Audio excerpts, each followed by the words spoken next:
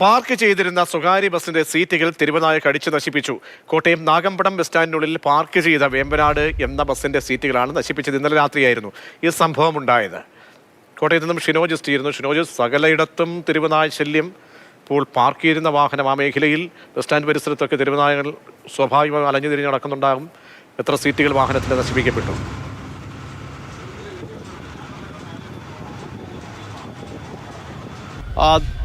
പ്രതീക്ഷ, ആ ദൃശ്യങ്ങൾ പുറത്തു വന്നിട്ടുണ്ട്. കാണുമ്പോൾ തന്നെ ഞെട്ടലുണ്ടാക്കുന്ന ദൃശ്യങ്ങളാണ്. ബസ്സിൻ്റെ ഏകദേശം പകുതിയിൽ കൂടുതൽ സീറ്റുകളും ആ ബസ്സിൻ്റെ ഉടമയുമായി സംസാരിക്കുമ്പോൾ ഏകദേശം അത് ചെയ്യുന്നതിന് വേണ്ടി, അത് പുതിയതാക്കുന്നതിന് വേണ്ടി തന്നെ ഏകദേശം 15,000-ഓളം രൂപ ആയിട്ടുണ്ട് എന്നാണ് ബസ്സിൻ്റെ ഉടമ പറയുന്നത്. കഴിഞ്ഞ ദിവസം രാത്രിയായിരുന്നു ഈ സംഭവം.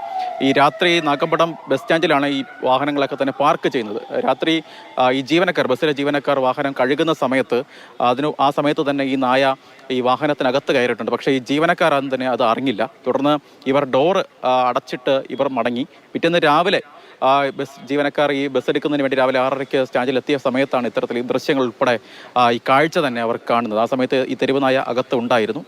അപ്പോൾ തന്നെ മനസ്സിലാക്കാം, ഈ വാഹനം അടയ്ക്കുന്നതിന് മുമ്പ്, ഡോർ ക്ലോസ് ആക്കുന്നതിന് മുൻപ് തന്നെ ഈ തെരുവുനായ അതിനകത്ത് ഉണ്ടായിരുന്നു. എന്തായാലും അതിൻ്റെ CCTV ദൃശ്യങ്ങൾ ഉൾപ്പെടെ പുറത്ത് വന്നിട്ടുണ്ട്. ഏകദേശം പകുതിയിൽ കൂടുതൽ സീറ്റിൻ്റെയും കവറും ഒപ്പം തന്നെ ഫോം ഉൾപ്പെടെ ഈ തെരുവുനായ കടിച്ച് കീറിയിട്ടുണ്ട്. എന്തായാലും 15,000 രൂപയോളം ബസ് ഉടമയ്ക്ക് എന്തായാലും നഷ്ടം വന്നിട്ടുമുണ്ട്.